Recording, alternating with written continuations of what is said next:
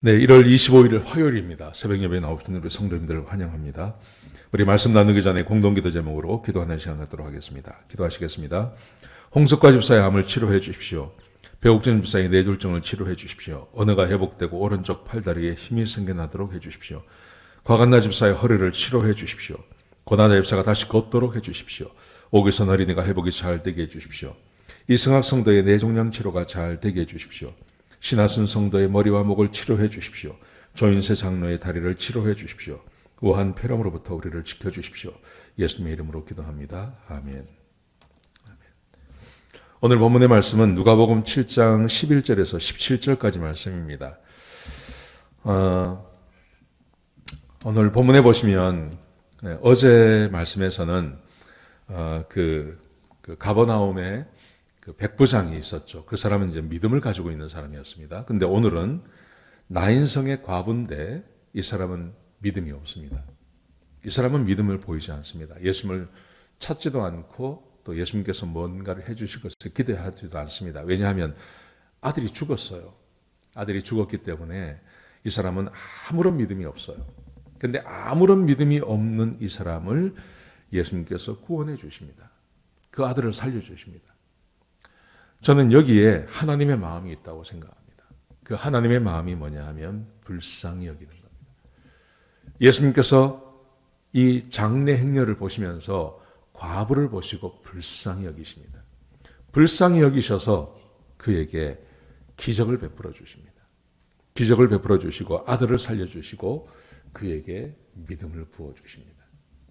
사랑하는 성도 여러분, 하나님께서 사람을 어떻게 구원하시고 하나님께서 어떻게 이 세상에서 우리를 구원해 내실까 할 때 거기에 굉장히 중요한 하나님의 마음이 있습니다. 그 하나님의 마음이 바로 우리를 불쌍히 여기는 겁니다. 하나님께서 우리를 불쌍히 여깁니다. 이게 하나님의 마음입니다. 구원은 거기서 시작이 되는 겁니다. 우리를 불쌍히 여기셔서 그래서 우리를 회복시켜 주시는 것입니다. 자, 오늘 본문의 이야기를 보시면요. 11절에 보시면 예수님께서 나인성에 들어가셨습니다. 나인성에 들어가셨더니 제자들과 많은 사람과 함께 동행을 하셨습니다. 자, 그런데 반대편에서 한 그 장례 행렬을 보게 되는 겁니다. 그 장례 행렬을 봤는데 과부의 아들이 죽었어요.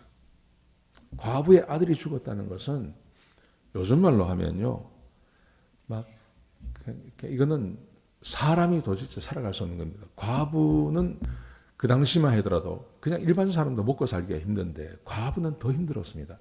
근데 과부에게 유일한 낙이 있다면, 희망이 있다면 그게 아들입니다. 아들이 자기를 보호해주면 살아갈 수 있는 거죠. 그런데 그 아들이 죽었단 말입니다. 그러니까 완전한 절망 가운데로 들어간 겁니다. 완전한 절망 가운데 들어갔는데, 근데 이 과부에게는 더 절망적인 것이 예수님에 대해서 알지도 못하고 예수님에 대한 믿음 자체가 없는 사람입니다. 어떡합니까? 자, 그런데 거기에 보시면 13절에 보시면 이렇게 되어 있습니다. 예수님께서 그 과부를 보시고 그 과부를 불쌍히 여기십니다. 과부에게 믿음이 없었어요.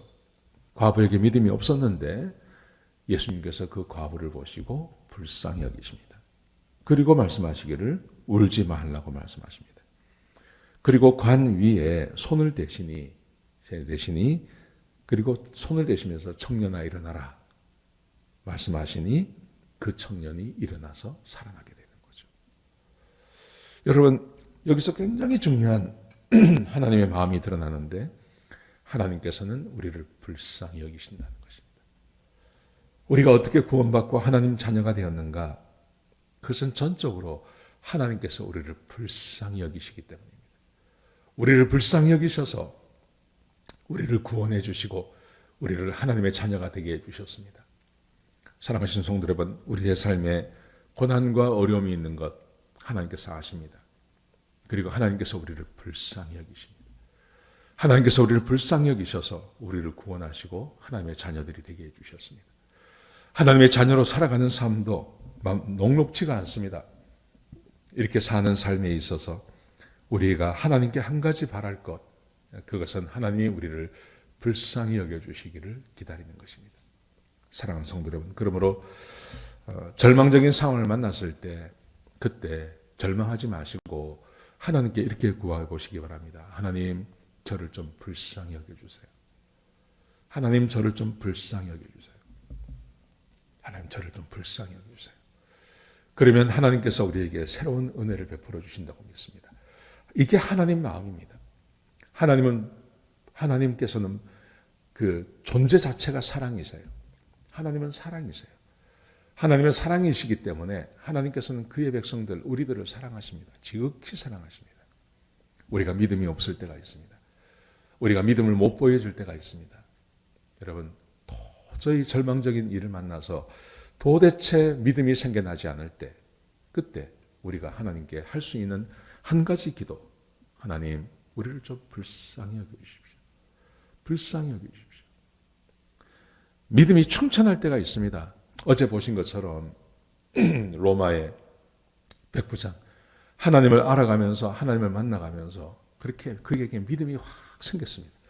믿음이 생겨나서 그 믿음을 가지고 주님 앞에 나갔습니다. 그랬더니 예수님께서 칭찬하시면서 그의 문제를 해결해 주셨습니다. 그런데 살다 보면 말입니다. 그 믿음이 생겨나지 않을 때가 있습니다. 늘 실패하고 좌절하고 도저히 하나님 앞에 믿음이 생겨나지 않는 그런 일을 만날 때도 있습니다. 여러분, 그런 일을 만났을 때 어떻게 해야 될까요? 그때 우리가 하나님께 드릴 수 있는 기도는 이거라고 생각합니다. 하나님, 우리를 좀 불쌍히 여겨주십시오. 믿음이 생겨나지 않습니다. 도저히 안 될 것 같습니다. 하나님, 그러니 저를 좀 불쌍히 여겨주십시오.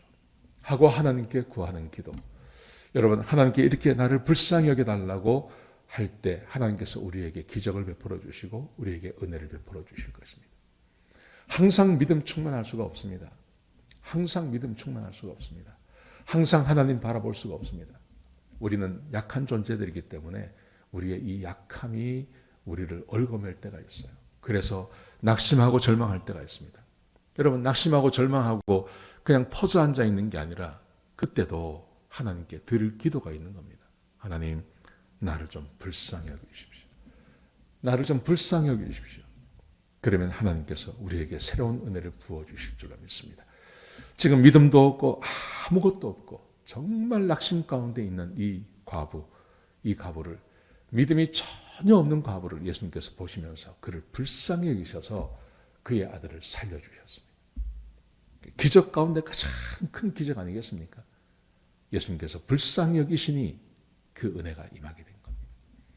여러분, 그러므로 우리가 살아가면서 절망적이고 어렵고 낙심되는 일을 만날 때 믿음이 없는 것 때문에 절망하지 마십시오. 믿음이 없어도 우리가 하나님께 은혜를 구하면 하나님께서 우리를 불쌍히 여기셔서 우리의 삶을 해결해 주실 줄로 믿습니다.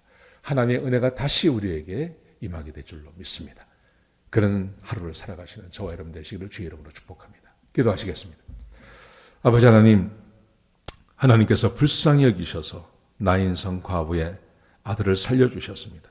하나님, 우리가 살아가면서 믿음이 전혀 없을 때가 있습니다. 믿음이 전혀 발휘되지 않을 때가 있습니다. 하나님, 그때도 우리를 불쌍히 여기셔서 우리의 삶에 은혜와 힘을 더하여 주옵소서. 하나님, 우리 가운데 절망 가운데 있는 성도가 있다면 그들을 불쌍히 여기셔서 다시 일으켜 주시고 그들에게 세계를 열어 주옵소서. 주님 감사합니다. 예수님의 귀하신 이름으로 기도드렸습니다. 아멘.